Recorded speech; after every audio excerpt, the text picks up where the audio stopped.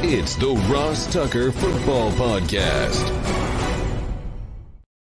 Oh, yeah, it is. But it's not just any Ross Tucker Football Podcast. It is a Wisdom Wednesday presented by DraftKings Sportsbook, America's #1 rated sportsbook app. And we're getting all kinds of wisdom today from my buddy Mike Florio of ProFootballTalk.com. Look, it's gotten to the point now where the Deshaun Watson situation, we need to discuss it. We need to understand what's going on from the Texans standpoint, from the NFL standpoint, and there is nobody better and nobody's been on top of it more than Mike Florio because it affects a lot of teams in the NFL because there's still a bunch of fan bases out there that think their team can and still should get Deshaun Watson. We'll get to Mike in 1 minute. I should mention we'll have 3 more winners tomorrow already. Can you believe it? Already it'll be Greg Cosell on a Thursday edition of the Ross Tucker Football Podcast. We'll have a Spread the Word winner via social media at Ross Tucker NFL, at Ross Tucker Pod, Twitter or Instagram or Facebook or whatever. Just engage. Sponsor confirmation email winner.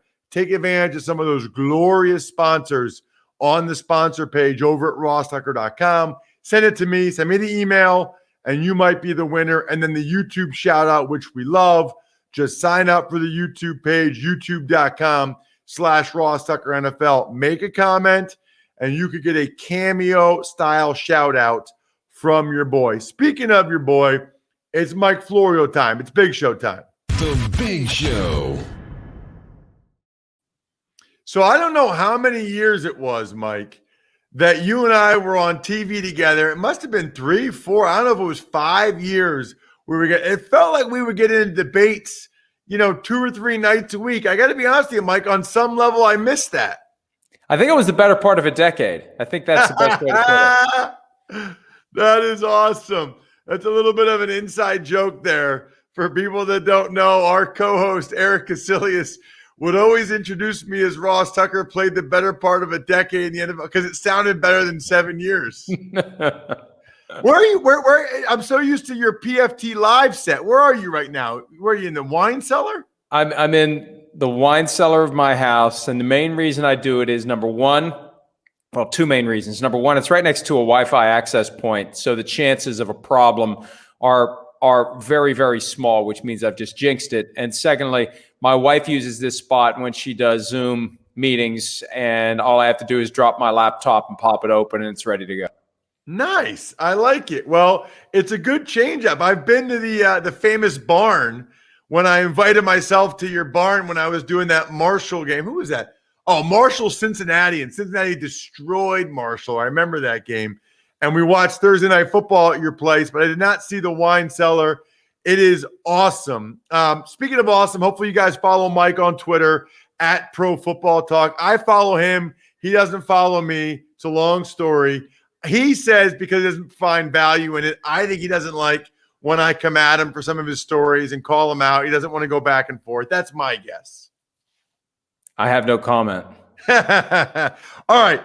You got a lot of comments, though, Mike, as it relates to Deshaun Watson.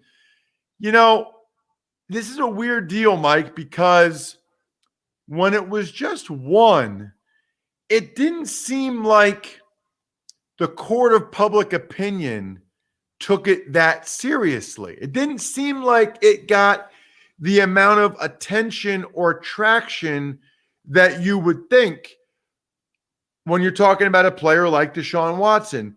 Now that the volume of cases has gotten to where it is, it feels like it's changed. And now, if it wasn't really a quote unquote thing before, Mike, and I know it always was, people get really sensitive. I'm just talking about in terms of people talking about it. It is very much a thing now.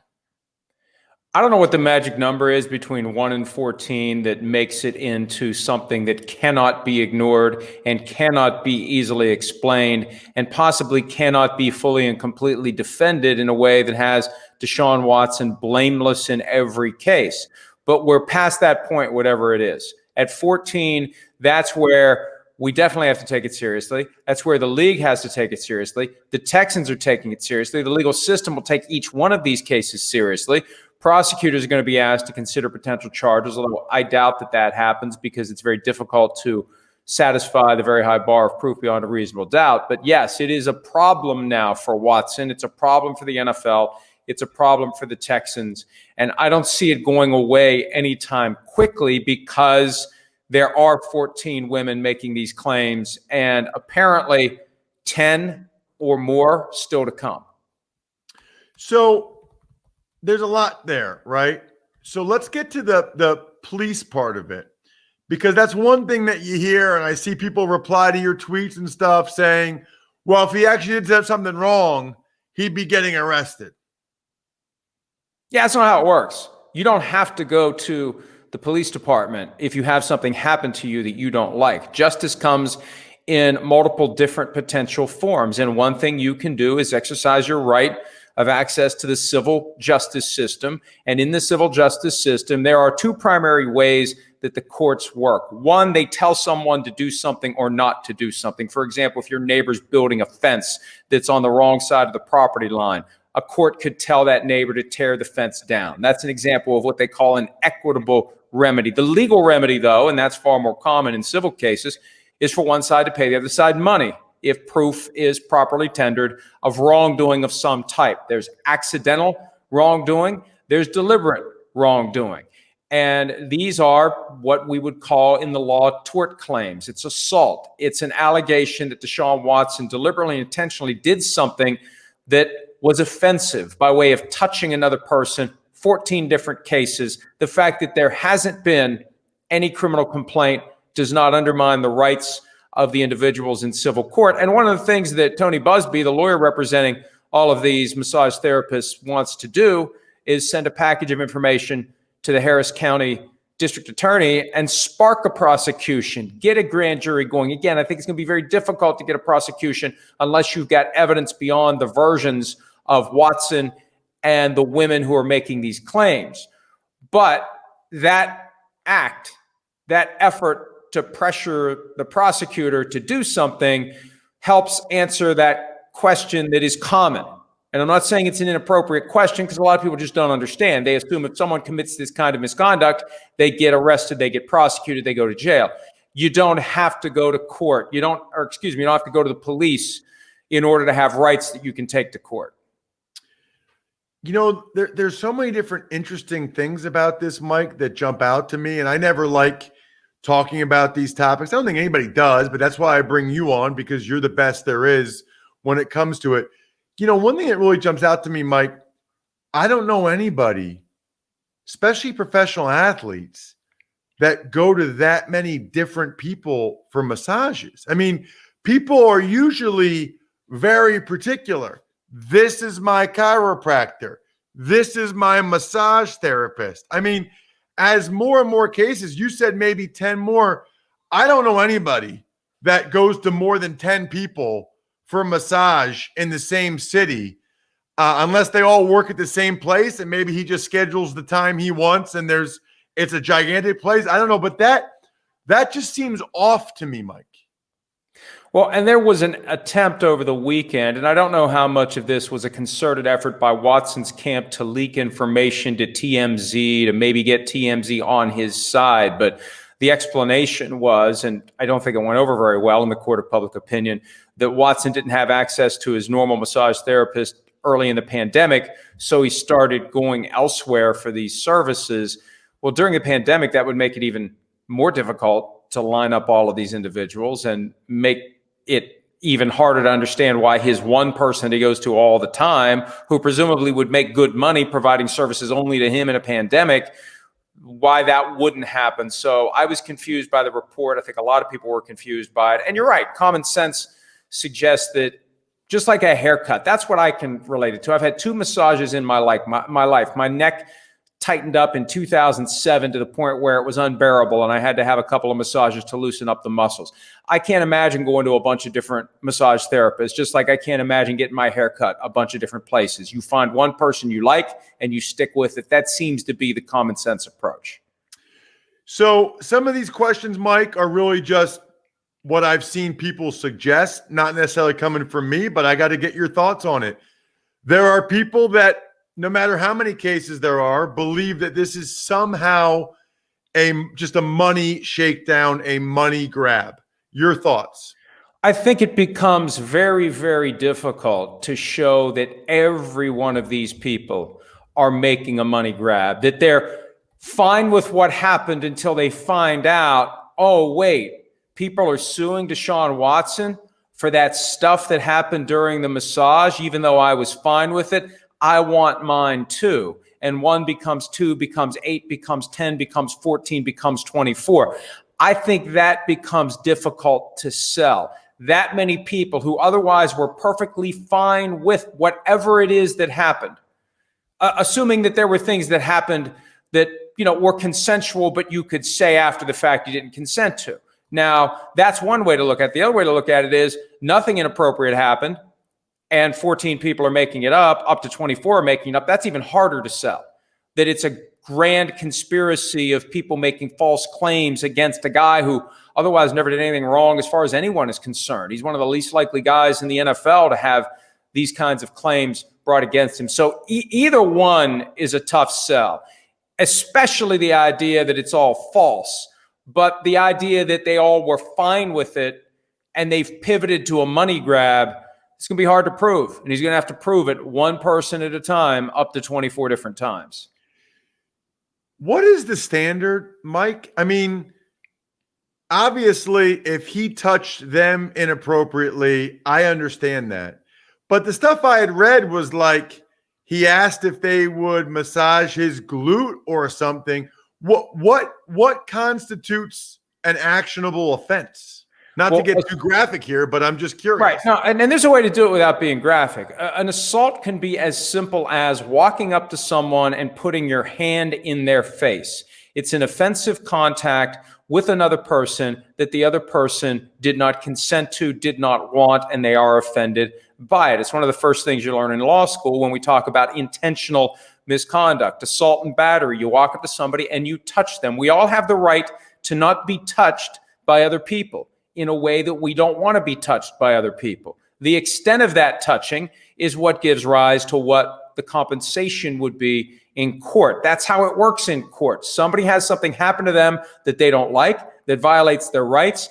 A jury or a judge will decide what that's worth, to level it out, to make it even. We don't do shotgun justice. We don't do an eye for an eye. If you do something to me that I don't like and you violated my rights, you pay. Somebody else figures out how much that is. For the most part, minimal assaults aren't something that would result in a significant amount of money. But for this type of action, that's something that would typically trigger a larger reaction by a jury. What makes this challenging, this isn't a guy who was sitting in a dental chair. This is an intimately and inherently personal activity. And Ross, you know, since you played in the NFL, this is something Chris Sims has explained on PFT Live, that you do need from time to time your groin muscles massaged. You need your gluteus maximus muscles massaged. And that is an intimate act. And it involves a type of contact that not everyone wants to engage in. So that's where each individual case is going to require a very thorough explanation from the plaintiff as to what it was that Watson said, what he did, what they consented to doing, what they didn't consent to doing, and how it all happened after that. Because for some of these, you could look at it and say, even if he did what they say he's doing, I don't see that it's a big deal, although technically it's an assault. For others, you can tell by reading the complaint, yeah, if this is true, that's a serious problem. There are people out there, Mike, that think that somehow the Texans are involved and that somehow they are benefiting from this. Is there any logical scenario there in your mind? Well, they're definitely not benefiting from it because it's cratered Deshaun Watson's trade value for the short term. And actually, the way that it could play out, if the NFL decides to put him on the paid leave list, commissioner's exempt list, as they call it, that's a tool that the NFL developed after the Ray Rice scandals and in connection with the Greg Hardy and Adrian Peterson incidents of 2014, you have to pay the guy and he can't be around the team. And his salary this year is more than $10 million. I don't think the Texans benefit from Deshaun Watson being on paid leave and paying him that $10 million. So this isn't something that they would have wanted to this extent. And I don't think they gain anything by instigating this as some sort of cockeyed revenge because he wants out and wants to be traded. I can't rule out, though, the possibility, and I tried to lay this out in a post earlier today at PFT. Given that Tony Buzbee is a prominent Houston attorney who's run for mayor, given that the Texans are a prominent local institution, I would expect that he would have called someone at the Texans as a courtesy, as a heads up, as a little bit of a fishing expedition. Hey, here's what I'm hearing about this guy. I have a client who claims it. He gets these massage therapists on Instagram, and he engaged in some stuff that made her uncomfortable. And you guys know anything about this? Well, I may be taking action about this, and I just want to make sure you're aware of it so nothing surprises you. Things like that happen, and there's a strategic reason for Buzbee potentially doing it.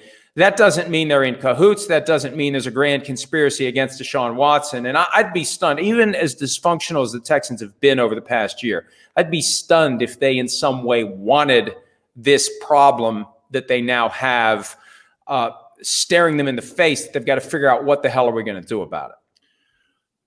Mike, are there teams still interested in him? And are there teams that would still pull the trigger on a trade right now and maybe perhaps feel like they're buying low, they're getting value to get him now with everything going on? I can't imagine that teams haven't run through the various permutations, and some teams may be doing their own investigation. But I had one general manager say to me last week, just after the first lawsuit, Ross, back when it wasn't really on everyone's radar screen, this GM said, you can't trade for him now. And I said, well, it's just one.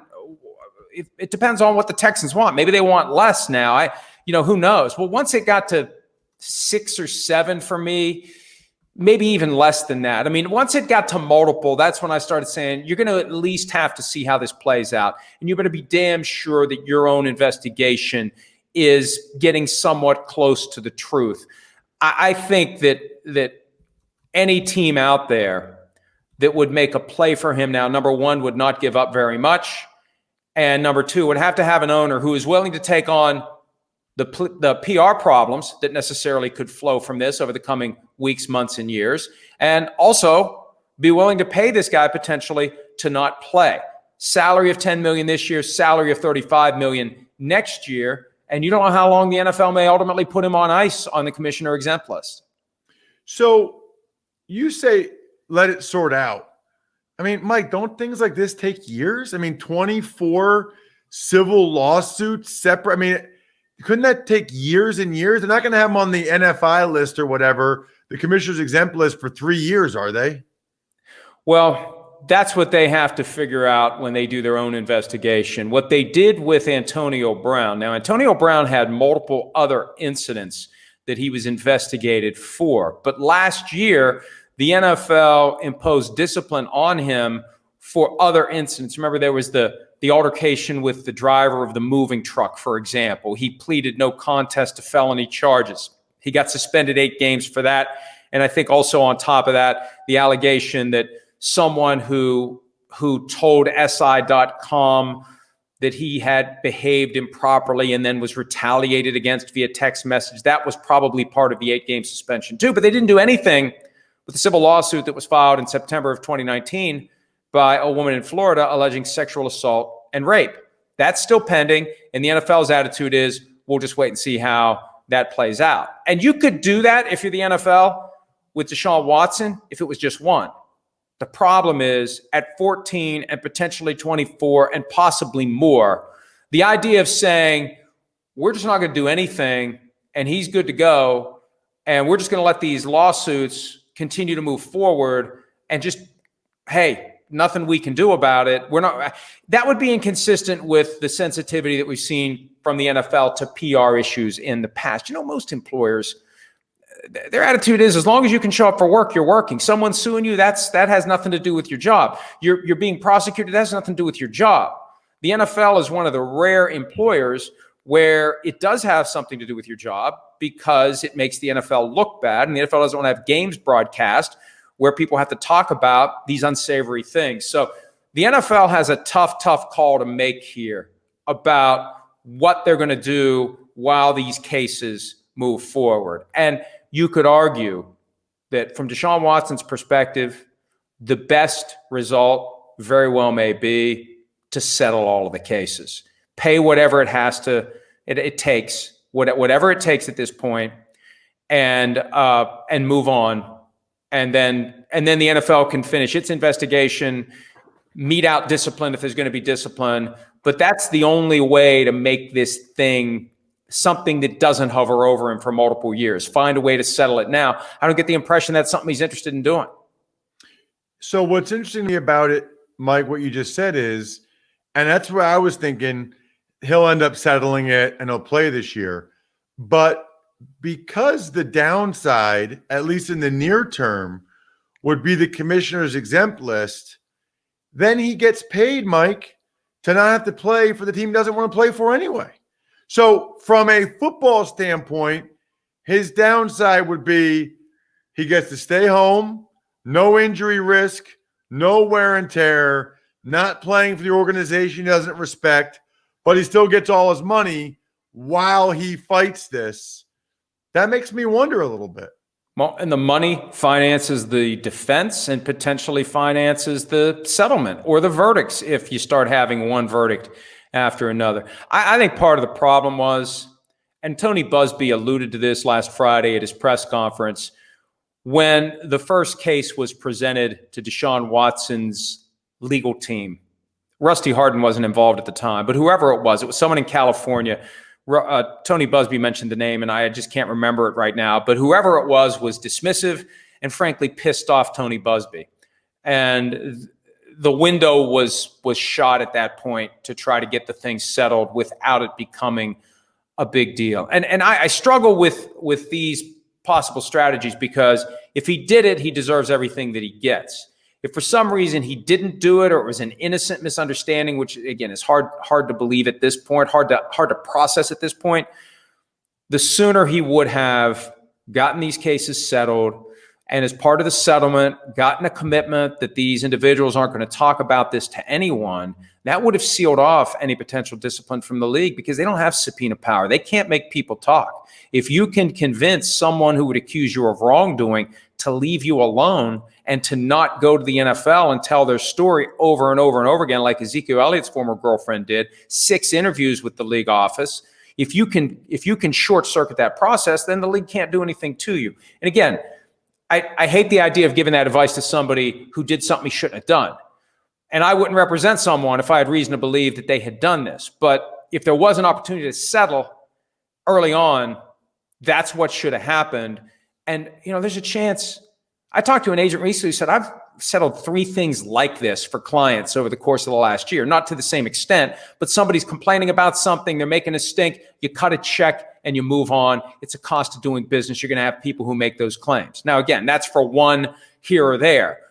It feels like this thing was destined to become a big deal with this many people involved. Check him out on social at Pro Football Talk. His website's phenomenal, ProFootballTalk.com. Nobody's on top of this stuff like Mike is. Mike, I had to have you. Really appreciate the time. Thank you so much. All right, see you, Ross. Good talking to you, pal. There he is, Mike Florio from ProFootballTalk.com. I mean, he's on it. He is on it, and we are at the point where we need to find out what is really going on here with Deshaun Watson.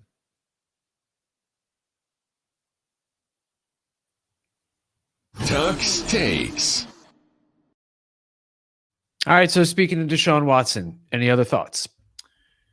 Not really. I mean, Mike and I kind of just summarized it there at the end about I thought maybe he'd settle, but I thought he doesn't have to. He doesn't have to settle because he can get paid anyway. You know how I feel, Brian. I talked about it before. I'll say it again. Something horrible happened here. Either there was an assault, or there are people that are falsely accusing him of an assault, or maybe both. And it's very damaging to everyone involved. Tuck's Takes. Moving on, let's talk about the draft. Downtown Cleveland with fans, with prospects, with Roger Goodell and more. Right. Sounds like it'll be a masked up event in Cleveland where people, I don't know, they're going to try to get as many fans there as they're allowed to legally. And the fans, I think the fans will all be vaccinated fans. It's my understanding, Bri. I don't know if they'll make sure the players have been vaccinated or not. You know, the draft hopefuls that'll be there. Goodell will be there. So we'll have some return and sense of normalcy to the draft this year. Look, last year didn't bother me. So I don't really care. I mean, it's cool when there's a big group of people, but I also would understand if they waited one more year for that. Tuck's Takes.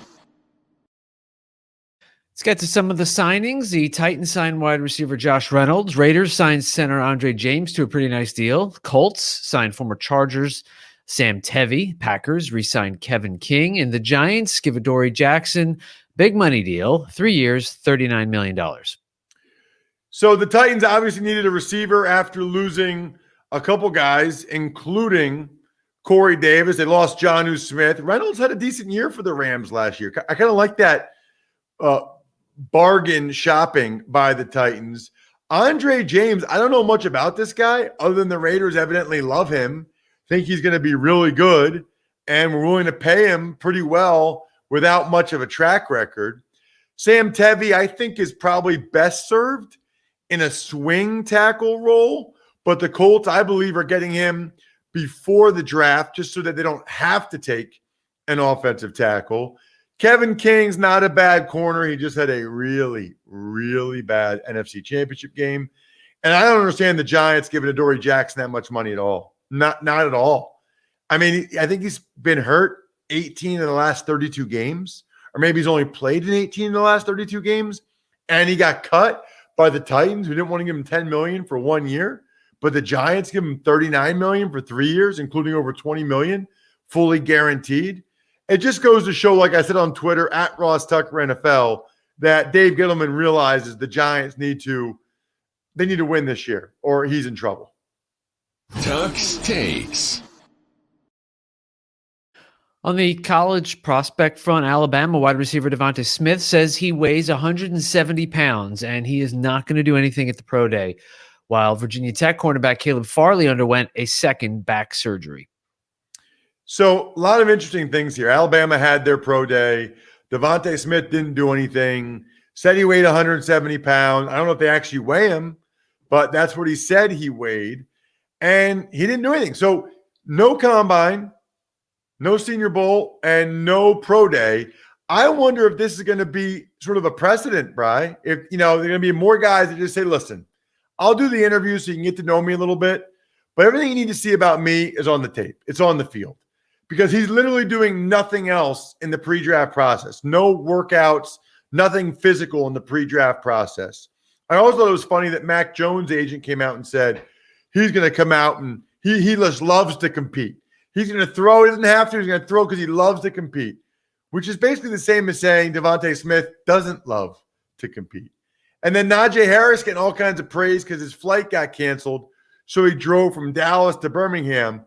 You know how bad it would look for him if he wasn't at the pro day? Even if he was not going to do anything, still a bad look if he's not there. So let's not act like he's doing this all just to support his teammates.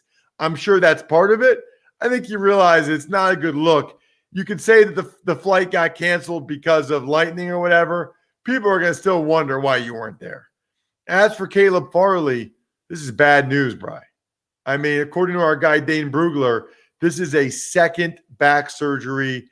That is a problem. That is very much a problem. This one's a microdiscectomy. He didn't even play this past season, and he had to have a back surgery without even playing. I would tread very carefully when it comes to him. Plus, there's other corners out there now. Steven Nelson just got released by the Steelers after he wanted to.